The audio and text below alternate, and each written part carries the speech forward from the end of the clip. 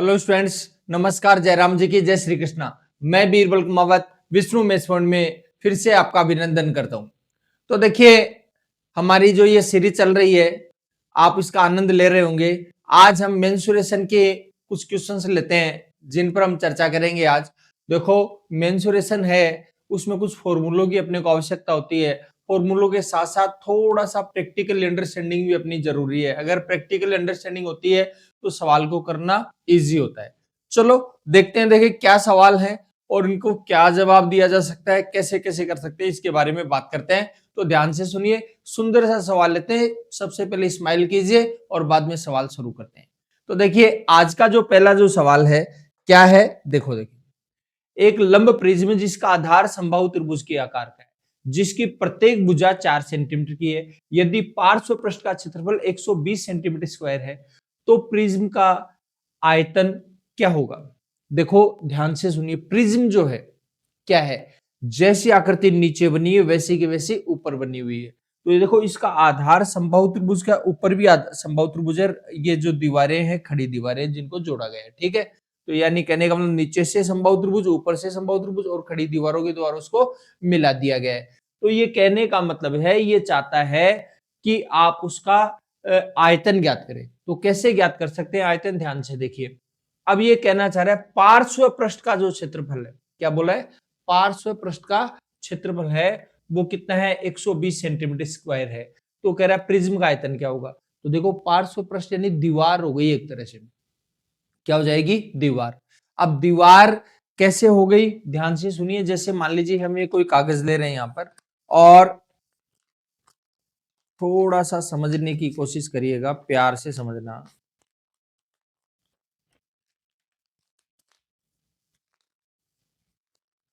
देखो, मैंने इसको त्रिभुज के आकार में मोड़ दिया। ये त्रिभुज हो गया, दिख रहा होगा आपको, ये त्रिभुज है, ठीक है। तो नीचे से त्रिभुज और ऊपर से त्रिभुज, ठीक है। अच्छा, तो ऊपर ये मिला हुआ है। तो ध्यान देना, अब ये प्रिज्म बन गया और प्रिज्म का आपको पार्श्व पृष्ठ का, यानी ये जो खड़ी दीवार दिख रही है उसका क्षेत्रफल चाहिए। तो खड़ी दीवार है, इसका जो क्षेत्रफल है पार्श्व पृष्ठ का वो 120 दे रखा है। क्या दे रखा है, 120। अब बड़े प्यार से सुनना, आधार समबाहु त्रिभुज के आकार का, ये समबाहु त्रिभुज आपको दिख रहा होगा, आराम से प्यार से देखना।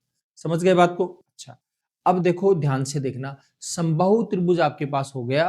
तो अब बात यह है, समबाहु त्रिभुज की भुजा कितनी दे रखी है, इसने 4 सेंटीमीटर भुजा दे रखी, ठीक है। अच्छा, तो अब देखो, और इसका क्षेत्रफल कितना दिया, 120 सेंटीमीटर स्क्वायर। किसका दिया, 120, इसका पार्श्व पृष्ठ का, मतलब ये बगल का, ये जो क्षेत्रफल आपको दिख रहा है, खड़ी दीवार दिख रही है। तो मैं प्यार से एक बात समझाने की कोशिश करूँ, इसको अगर इसको खोलोगे तो ये आयत बन जाएगा क्या, और आयत का क्षेत्रफल हम जानते ही हैं। तो बस सिंपल सी बात ये है, ये देखो, ये जो लंबाई है ये तो आयत की लंबाई होगी और ये इसकी ऊंचाई हो जाएगी। सॉरी, ये जो लंबाई है, जो आयत बन रहा है तो आयत की लंबाई ये हो जाएगी। आयत का लंबाई रियल में क्या है, ये त्रिभुज का परिमाप हो जाएगा। त्रिभुज का परिमाप यानी सभी भुजाओं का योग। क्लियर है बात। तो ध्यान देना, आधार का परिमाप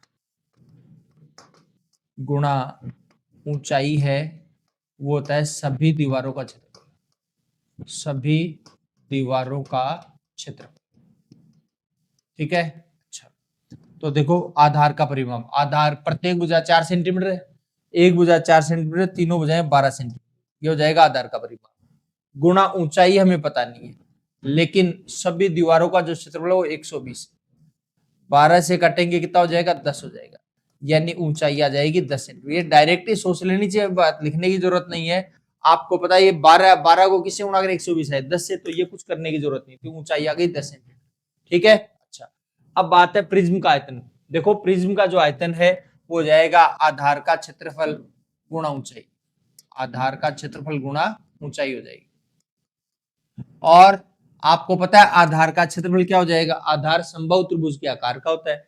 तो समबाहु त्रिभुज का क्षेत्रफल होगा √3/4 गुणा भुजा स्क्वायर, और भुजा कितनी दे रखी है, 4, तो यह जाएगा 4 का स्क्वायर, ठीक है, गुणा ऊंचाई। ऊंचाई अभी अभी फाइंड आउट करिए, 10 हो जाएगी। देखो, इस 4 से अगर इसको काटोगे तो एक बार तो कट जाएगा, 4 जाए 40, 40 को √3 से गुणा करेंगे, 40√3 सेंटीमीटर में था क्या, सेंटीमीटर, तो जो आयतन है वो आ जाएगा सेंटीमीटर क्यूब।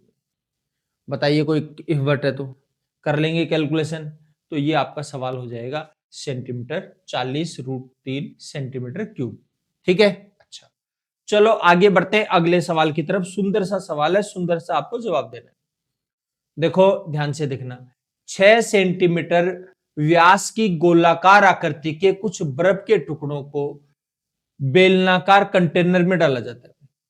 कंटेनर का कुछ भाग जूस से भरा हुआ है, बर्फ के टुकड़े इसमें पूरी तरह से डूब जाते हैं। यदि कंटेनर का व्यास 18 सेंटीमीटर है और जूस का स्तर 40 सेंटीमीटर बढ़ जाता है, तो कंटेनर में कितने बर्फ के टुकड़े डाले गए? देखो भाई साहब, एक बात ध्यान रखना, जो ये बात को समझने की कोशिश करना, ये बेलनाकार कंटेनर है, ठीक है। अब बेलनाकार कंटेनर है तो ध्यान से सुनिए, इसके अंदर जैसे मान लीजिए पहले जूस यहां तक डला हुआ था, अब जूस मान लो यहां तक आ गया, तो यहां से लेकर यहां तक का जो ये है, ये भी तो बेलनाकार ही हो जाएगा। क्लियर है बात? तो ये कितना बढ़ेगा? जितना आपने बर्फ ने अंदर जगह रोक ली है उतना इसका लेवल बढ़ जाएगा। क्लियर है बात? तो इसका मतलब बेलन का जो आयतन है, ये बड़ा हुआ आयतन, वो जो गोलाकार बर्फ के गोले आपने डाले हैं उनके आयतन के बराबर होगा। कितने गोले डाले हैं अपने को पता नहीं, तो देखो मान लीजिए n गोले डाले हैं, तो इसका मतलब ये है कि n गोलों का आयतन क्या हुआ? n गोलों का आयतन किसके बराबर होगा? ध्यान देना, n गोलों का आयतन कंटेनर के बढ़े हुए आयतन के बराबर, कंटेनर के बढ़े हुए आयतन के बराबर। बात समझ में आ गई? अच्छा, अब n गोलों का आयतन, a गोले का आयतन 4/3 पाई r क्यूब होगा। a गोले का जो आयतन होगा वो कितना हो जाएगा? 4/3 पाई r क्यूब। तो 4/3 पाई r क्यूब। r कितना है? देखो ध्यान देना, व्यास 6 सेंटीमीटर है। ध्यान से सुनिए, व्यास कितना है? 6 सेंटीमीटर। तो त्रिज्या हो जाएगी 3 सेंटीमीटर। क्यूब है, इसलिए 3 बार कर लिया मैंने, 3 बार ही लिख दिया इसको। अब कंटेनर, कंटेनर का इतना ही ले लेते हैं, ये भी बेलनाकार, अगर बेलन का जो आयतन होता है पाई आर स्क्वायर एच, बेलन का जो आयतन होगा वो कितना हो जाता है? पाई आर स्क्वायर एच। तो पाई आर, देखो पाई से पाई कट जाएगा इसलिए हम यहाँ पर वैल्यू नहीं रख रहे, बाकी भाई छोटे साथ रखना चाहो रख लो। आर स्क्वायर, तो देखो इसका व्यास 18 सेंटीमीटर, तो त्रिज्या कितनी हो जाएगी? 9 हो जाएगी। तो पाई आर स्क्वायर, तो 9 गुणा 9। और एच कितना हो जाएगा? ऊंचाई, कितनी ऊंचाई तक लेवल बढ़ा है? 40 सेंटीमीटर ऊंचाई तक लेवल बढ़ गया। ये लो भाई साहब, प्यार से कैलकुलेशन करने की जरूरत थी, आपने प्यार से इसको जवाब दे दिया है, तो ध्यान से सुनिए, प्यार से सुनिए। अब बात यह है कि 3 3 9 आ जाएगा, 9 से ये 9 कट जाएगा, और 3 से ये 3 कट जाएगा, ये पाई से ये पाई कट जाएगा। ठीक है, अच्छा अब देखो ध्यान से सुनना, 4 एकम 4, 4 दहे 40, और n बराबर कितना हो जाएगा? 9 दहे 90। तो भाई साहब क्या हो जाएगा? कहने का मतलब 90 गोले हैं। कितने गोले डाल दिए इसके अंदर? 90 गोले डाल दिए, इस वजह से इस पानी इतना बढ़ जाएगा। समझ गए बात को? तो सिंपल सी बात यह है, या बढ़े हुए पानी के आयतन में इसका भाग दे देना, डायरेक्ट दे देना, कोई दिक्कत नहीं है, तो भी कैलकुलेशन हो जाएगी, कोई दिक्कत नहीं है। भाई जो पानी बढ़ा है वो किसकी वजह से बढ़ा है? जो लेवल बढ़ा है जूस का वो किसकी वजह से बढ़ा है? उन गोलों की वजह से बढ़ा है, इसका गोलों का आयतन है, तो एक गोले का आयतन का भाग दे देंगे बढ़े हुए आयतन के बारे में, तो भी हो जाएगा, कोई दिक्कत वाली बात नहीं। तो कैलकुलेशन ऐसे होनी है, ठीक है। थोड़ा प्यार से करने की कोशिश करिए, प्यार से उसको जवाब दीजिए, अपने आप सवाल आ जाएगा। चलो आगे बढ़ते हैं, अगले सवाल की तरफ बढ़ते हैं, ध्यान से देखना, प्यार से देखिए। अब अगला जो सवाल हो क्या बोलना चाह रहे हैं? कुछ दवाएं तरल के रूप में 36 सेंटीमीटर व्यास वाले अर्धगोलाकार कंटेनर में तैयार की जाती है। वैसा ही सवाल है, जब कंटेनर दवा से भरा हुआ है तो दवा को 6 सेंटीमीटर व्यास और 6 सेंटीमीटर ऊंचाई वाली छोटी बेलनाकार बोतलों में स्थानांतरित किया जाता है। तो कंटेनर में खाली करने के लिए कितनी बोतलों की आवश्यकता होगी? पिछले सवाल में कितने गोलों की आवश्यकता होगी, इसमें कितनी बोतलों की आवश्यकता होगी? सेम है भाई साहब, कोई फर्क नहीं। समझ गए बात को? तो इसका मतलब बोतलों का जो आयतन है, बोतलों में डालेंगे, कहां से डालेंगे? कटोरे से डालेंगे, तो इसका कटोरे में जो लिक्विड आएगा, जो मेडिसिन है, वो किस में डाल दी? बोतलों में डाल दी। इसका कंटेनर में जो दवाई है उसका आयतन बोतलों के आयतन के बराबर होगा। अब बोतल कितनी है? वही पिछले सवाल की तरह n मान लो आप, तो n बोतल, बोतल है बेलनाकार, और बेलन का जो आयतन होता है, बेलन का जो आयतन होता है वो देखिए ध्यान से समझना, पाई आर स्क्वायर है। और अर्धगोलाकार जो कटोरा है, तो अर्धगोले का आयतन होता है 4/3 पाई आर। देखो ये लिखना नहीं पड़े, मन में चलना चाहिए। अगर आप लिखने बैठोगे तो कैलकुलेशन फैल जाती है फिर। तो एन गोलों का आयतन, तो देखो एन सॉरी बेलन, तो बेलन क्या हो जाएगा पाई आर स्क्वायर, पाई तो ये ले लेंगे। आर देखो 6 सेंटीमीटर व्यास है, इसका मतलब त्रिज्या हो जाएगी 3, स्क्वायर है तो 2 बार लिख देता हूँ। और एच ऊंचाई 6 सेंटीमीटर, ये तो क्या हो जाएगा बोतल का आयतन हो जाएगा। अब आपको क्या चाहिए, गोले का आयतन, अर्धगोले का, सॉरी अर्धगोले का। देखो पूरे गोले का होता है 4/3 पाई आर क्यूब, मैंने यहाँ पर अर्धगोले का ये 2/3 पाई आर क्यूब हो जाएगा। कितना हो जाएगा 2/3 पाई आर क्यूब। ये 4/3 पाई आर क्यूब था, वो किसका था, ये पूरे गोले का था। ठीक है, ये आधा गोला, तो आधे गोले का क्या हो जाएगा 2/3 पाई आर क्यूब। तो देखो ध्यान से समझिए, ये आ जाएगा 2/3 पाई आर क्यूब। आर कितना है, देखो 36 सेंटीमीटर व्यास है, तो त्रिज्या कितनी हो जाएगी 18 हो जाएगी। ठीक है, अच्छा तो क्यूब है, इसका मतलब 18 गुना 18 गुना 18, ये लो भाई साहब। अब ध्यान से देखिए, प्यार से देखो एक बार, तसल्ली से कैलकुलेशन कर लो। देखो भाई साहब ध्यान देना, 36 18 हो जाएगा क्या, ये 18 से ये 18 कट जाएगा, 3 6 18 हो जाएगा। और कैलकुलेशन करें तो ध्यान से देखिए, ये पाई से ये पाई कट जाएगा, और 3 एकम 3 हो जाएगा, 3 दूनी 6 हो जाएगा, 18 दूनी 36, 36 दूनी 72। तो इसका मतलब ये है, कितनी बोतल भरी जा सकती है इसके अंदर, 72 बोतल भर सकते हो आप। कितनी बोतल भर देंगे जी 72।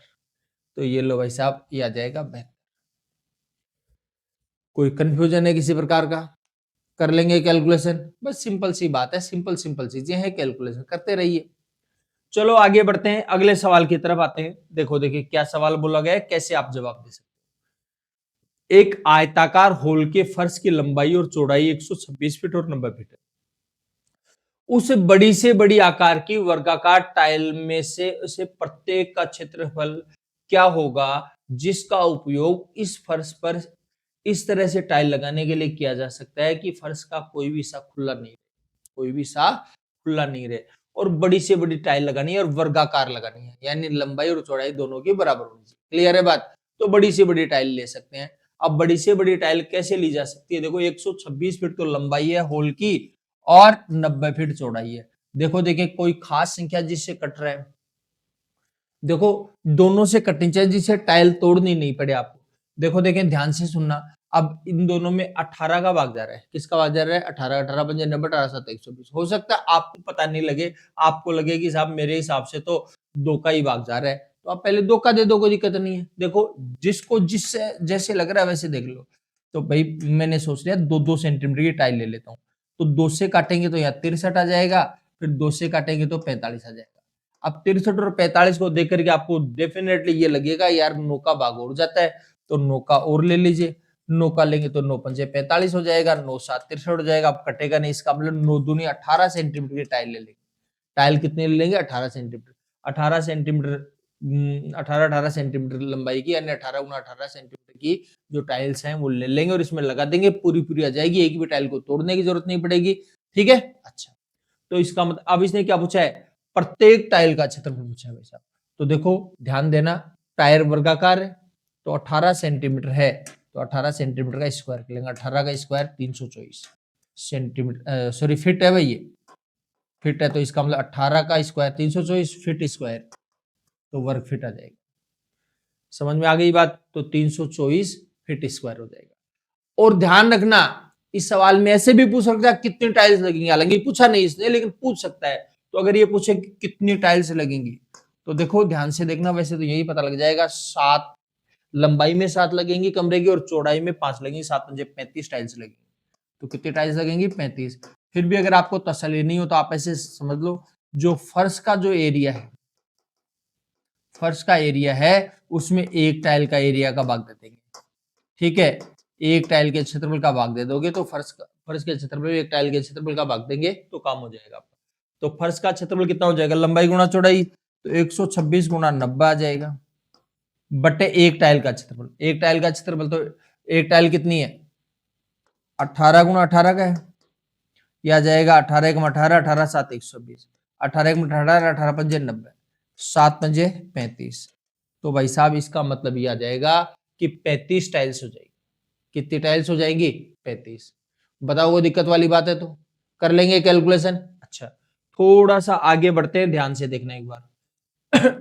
45 सेंटीमीटर ऊंचे एक ठोस लंबवृत्तीय शंकु के छिन्न के त्रिज्याएं 28 सेंटीमीटर और 7 सेंटीमीटर। यदि इस छिन्न को पिघला करके ठोस लंबवृत्तीय बेलन बनाया गया जिसके आधार की त्रिज्या और ऊंचाई 3 सेमी और 3:5 में, सॉरी सेंटीमीटर में नहीं, अनुपात में, तो इस बेलन का वक्र पृष्ठ का जो क्षेत्रफल है वो बताइए कितना होगा। देखो ध्यान से सुनना, प्यार से सुनिए। पहली बात तो वक्र पृष्ठ का क्षेत्रफल पूछा है। किसका? वक्र पृष्ठ का क्षेत्रफल। ध्यान देना एक बार, वक्र पृष्ठ का क्षेत्रफल होता है 2 पाई आर एच। 2 पाई आर एच। पाई की वैल्यू होती है 22/7। पाई की वैल्यू क्या होती है? 22/7। अच्छा देखो ध्यान से सुनिए, पूरा पूरा आ रहा है, पूरा पूरा अगर आ रहा है तो ध्यान देना 22 में 11 का भाग जाता है। किसका भाग जाता है? 11 का भाग जाता है। तो 11 से कटने वाला ऑप्शन ढूंढो पहले कितने। देखो भाई साहब ध्यान देना, 11 से कटने वाले संख्या एक छोड़कर एक देखते हैं, 4 और 1 5 हो जाएगा, 6 और 0 6 हो जाएगा, 6 और 5 का अंतर 1 हो जाएगा। तो अंतर 1 होगा, इसका 11 का भाग नहीं जाएगा। अंतर या तो 0 होना चाहिए या 11 होना चाहिए या 22 33 44 55 66 77 88। समझ गए बात को? अगर ये अंतर है तो 11 से डिविजेबल हो जाएगी। चलो तो इसका मतलब ये तो नहीं हो सकता। उसके बाद देखो 4 और 2 6 हो जाएगा, 6 और 0 6 हो जाएगा, तो 6 और 6 का अंतर 0 हो जाएगा, 0 हो जाएगा, इसका मतलब 11 का भाग पूरा पूरा चला जाएगा। क्लियर है? तो संभावना है ये आंसर। इसमें देखेंगे तो 8 4 12 हो जाएगा, ये 5 हो जाएगा, 12 और 5 का अंतर 7 होगा, ये नहीं हो सकता। 4 4 8 हो जाएगा, ये 6 हो जाएगा, 8 6 का अंतर 2 हो जाएगा, ये नहीं हो सकता। केवल एक ही ऑप्शन बचा, तो देखते ही आप टिक मार सकते। समझ गए बात को? अच्छा अब थोड़ा सा प्यार से देखना। प्यार से देखने की बात यह है कि भाई साहब ये कोई छिन्नक है। छिन्नक इस प्रकार क्या करती होती है? बाल्टी नुमा बोल सकते हो आप, जिसका एक त्रिज्या 7 सेंटीमीटर की है, दूसरी 28 सेंटीमीटर की, इसकी जो ऊंचाई है वो 45 सेंटीमीटर। इसको पिघला दिया और पिघला करके एक बेलन बनाया है। तो ध्यान रखना, पिघला करके एक बेलन बनाया, तो इसका पिघलाने से जो आयतन आया उसका बेलन बना दे, इसका बेलन का जो आयतन है इसके छिन्न के आयतन के बराबर। क्लियर है बात? तो आपको पता है बेलन का जो आयतन होता है वो पाई आर स्क्वायर एच होता है। बेलन का आयतन कितना होता है? पाई आर स्क्वायर एच। और छिन्न का जो आयतन है वो क्या होगा? छिन्न का आयतन होगा 1/3 pi capital R square plus small R square plus R R H. Capital R बड़ी त्रिज्या, स्मॉल आर छोटी त्रिज्या। ये कैलकुलेशन हो जाएगी। तो देखो भाई साहब सिंपल सा काम आपको करना है, ध्यान से देखना। तो देखो जी, अब बेलन का जो आयतन है, बेलन का आयतन है पाई आर स्क्वायर एच। तो पाई आर स्क्वायर, बेलन की त्रिज्या आपको पता नहीं, लेकिन त्रिज्या और ऊंचाई का अनुपात है। देखो 3:5 में है, तो इसको हमने 3x मान लिया, इसको 5x मान लिया। पाई आर स्क्वायर एच, तो 3x का स्क्वायर कर लेंगे, तो 3x का स्क्वायर, तो 3x गुणा 3x, और पाई आर स्क्वायर एच, एच कितना हो जाएगा? 5x। बताओ कोई दिक्कत है तो? पक्का हो जाएगा। तो आ जाएगा पाई आर स्क्वायर एच, कितना हो जाएगा? पाई आर स्क्वायर एच। अच्छा बेलन का आयतन तो ले लिया हमने। छिन्न का आयतन, छिन्न का आयतन 1/3 पाई आर स्क्वायर एच, तो 1/3 पाई आर स्क्वायर। तो आर कितना है? ये लिखा केवल मैंने आपको समझाने के लिए, आपको डायरेक्ट ही करना है, ऐसे नहीं कि उधर लिख रहे हो या फिर तो इधर लिख लेंगे। ठीक है, पाई कैपिटल आर स्क्वायर, बड़ा आर, तो बड़ा आर है 28, तो 28 का स्क्वायर, और स्मॉल आर छोटा आर, और आर आर बड़े आर गुणा छोटा गुणा एच, ऊंचाई, ऊंचाई आ जाएगी 45। अब बड़े प्यार से कैलकुलेशन कर लो, ध्यान से देखो। देखो भाई साहब ये पाई के साथ तो ये पाई कट जाएगा, समझ गए बात को? और 3 से काटेंगे 15 आ जाएगा। तो देखो ध्यान देना, 3 3 9 5 45, ठीक है, 45 एक्स क्यूब आ जाएगा। यहां पर इसको कैलकुलेशन कर लो। कैलकुलेशन करने से पहले एक काम और बताता हूं, चाहो तो वो भी कर सकते हो। क्या काम कर सकते हो? देखो इसमें 7 का स्क्वायर है, 7 गुणा 7। क्यों? क्योंकि 7 चौकटाई और स्क्वायर भी लगा हुआ है। इसमें भी 7 का स्क्वायर है, इसमें एक, इसमें 7 और इसमें 7, इसमें 7 का स्क्वायर है। निकाल लो, कॉमन निकलेगा, कैलकुलेशन इजी हो जाएगी। आपका मन है कि भाई मैं तो नहीं निकालूंगा, तो मत निकालना। जैसे आपको अच्छा लगे तो 28 का स्क्वायर 784, 7 का स्क्वायर 49, 28 7 196, तीनों को जोड़ दो, कोई दिक्कत नहीं, फिर भी आ जाएगा। मेरा कहना है कि कर लीजिएगा, क्योंकि हम कॉम्पिटेटिव एग्जाम्स की तैयारी करें, ऐसी चीजें हमारे दिमाग में आनी चाहिए। तो 7 का स्क्वायर कॉमन निकालिए, तो आ जाएगा 4 का स्क्वायर, 7 एकम 7, ये 1 का स्क्वायर आ जाएगा, 7 चौक 28, इसमें 7 निकालेंगे 1 आ जाएगा। ये बच गया आपके पास। और गुणा 15 भी है भाई साहब, ये देखो 15 था यहाँ। अच्छा अब प्यार से कैलकुलेशन कर लो, देखो ध्यान से समझ लेना। 15 एकम 15, 15 × 3 = 45, 3x क्यूब इक्वल टू, देखो 4 का स्क्वायर 16 और 1 17 और 4 21, 21 यहां से 21, अच्छा ये 7 का स्क्वायर तो लिखा ही नहीं मैंने, ये 7 का स्क्वायर हो जाएगा। देखो 3 से काटेंगे 7 आ जाएगा, 7 को 7 के स्क्वायर से गुणा करेंगे 7 का क्यूब आ जाएगा। तो x क्यूब बराबर 7 का क्यूब। घात समान है तो आधार भी समान होगा, घात समान है तो आधार भी समान होगा। तो इसका मतलब है x की वैल्यू कितनी हो जाएगी जी, 7 हो जाएगी। अब x की वैल्यू 7 है, ध्यान से सुन लीजिए, प्यार से सुन लो, x की वैल्यू कितनी है 7। अब क्या कहना चाह रहे हैं, देखो देखें ध्यान देना, बेलन के वक्र पृष्ठ का क्षेत्रफल बताओ। बेलन का वक्र पृष्ठ का क्षेत्रफल क्या होता है, 2πr/h, तो आ जाएगा 2πr, r कितना है, इसका कितना गुणा 7 गुणा, x की वैल्यू 7 हुई तो 3 × 7 या 21 लिख सकते हो डायरेक्ट, और 5x तो 5 × 7। अच्छा पाई की वैल्यू 22/7 ही लिख देता हूं मैं यहाँ पर, तो देखो ये भाई साहब 7 से 7 कट जाएगा। अब इसको गुणा भाग जोड़ बाकी जो भी करना है वो कर लीजिए, खैर जोड़ बाकी क्या करो, गुणा कर लेते हैं, 22 × 2 = 44, 132 हो जाएगा, 132 को गुणा करेंगे 35, तो 35 दूनी 70 हासिल 7, 35 105 7 112 हासिल 11, 35 35 और 11 46, ये आ जाएगा 4620। कितना हो जाएगा 4620। तो नॉर्मल कैलकुलेशन, देखो मैंने पहले ही बता दिया था इसका आंसर, ठीक है। अब आप माथापच्ची करना चाहो तो कर लो। अच्छा ये कोई 4 सभी 11 से कटने वाली आई, छोड़ दो, क्या दिक्कत है, ऐसे कर लेंगे, ठीक है, लेकिन मौका मिले तो छोड़ना नहीं, सिंपल सी बात है, मौका मिले तो कैलकुलेशन करने की जरूरत नहीं, डायरेक्ट आंसर मार दो। ऑप्शन अगर मदद कर रहा हो तो, अगर ऑप्शन मदद नहीं कर रहा है तो फिर आप कोई बात नहीं है भाई साहब, क्यों नाराज होते हो, कैलकुलेशन कर लेंगे। समझ में आ गई बात। चलो आज के लिए इतना ही, बाकी चर्चा हम कल करेंगे। तब तक आप हंसते रहिए, मुस्कुराते रहिए और वीडियो को लाइक और शेयर करते रहिए।